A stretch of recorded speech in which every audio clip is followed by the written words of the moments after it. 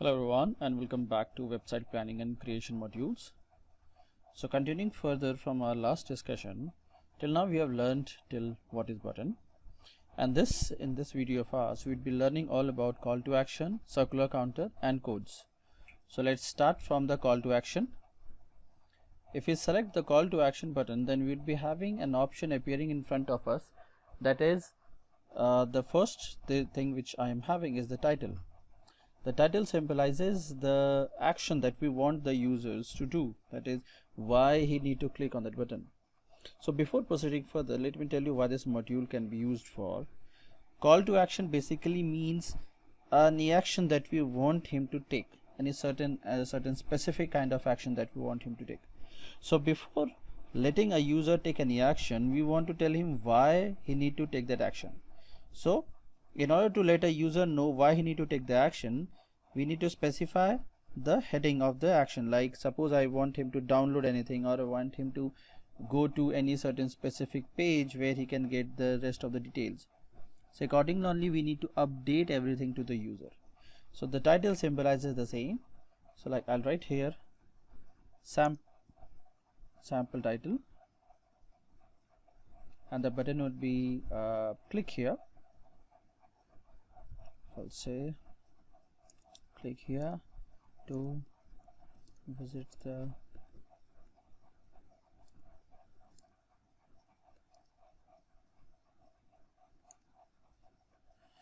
so I want them to click there so that they can visit the Facebook page, right? So the user now knows that if I would be clicking on the button, where I would be going.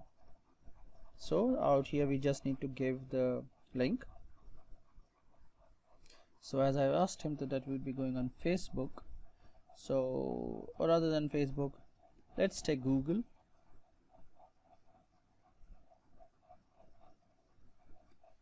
So we would be sending them to the Google page, and I want them to go to a new tab. Pretty fine. I want to make this text little bit bigger so that it looks filled, and that's done. So let's save and exit and preview.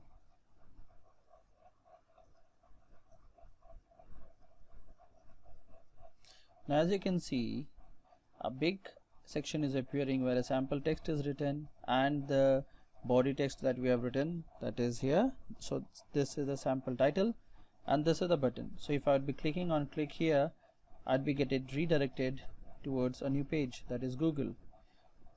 So yes, in a new tab, Google opened.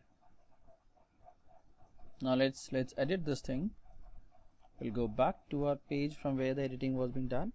So now as we would be taking 3 modules in this video, so let's break down into 3 columns. So in order to break down, let's click on this icon and choose 1 by 3. So you can see in one of the section now the call to action module is there. Now let's select another module, which is a circle counter. A circle counter is basically used to display certain statistics in a circular manner. So let's just write the title out here, like percentage of happy customer,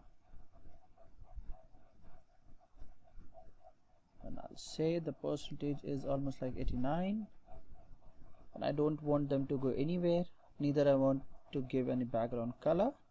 So save and exit, and let's have a preview. So earlier it was appearing like this, now it is appearing like this. You can see in the animated way the circle got completed till 89%. Let me refresh this page again so that you can notice it. So I hope you would have seen the background, it went from 0 to 89% in a circular manner. So this is the use of the circular counter. So in an animated way it shows the percentage graph, and it even shows the text out of it, like the percentage of happy customers that I've written. Now let's go back and add the third module, which is a code. This is a very interesting module.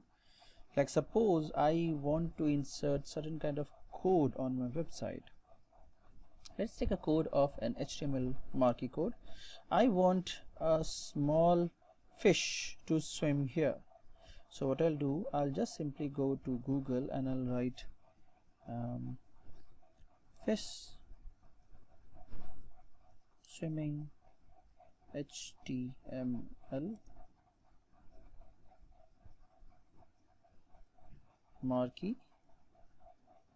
Right now I can see there are a lot of websites which have came where these results are present.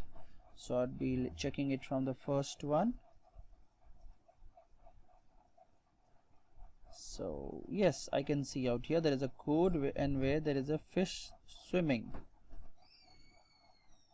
Now let's just take any other code. If you wish to use this, then you just simply need to copy this code, or if you wish to use this one, just simply, so as I want to have a single fish, so I'll copy this code and I'll go back to my website code module and I'll simply paste the code out here.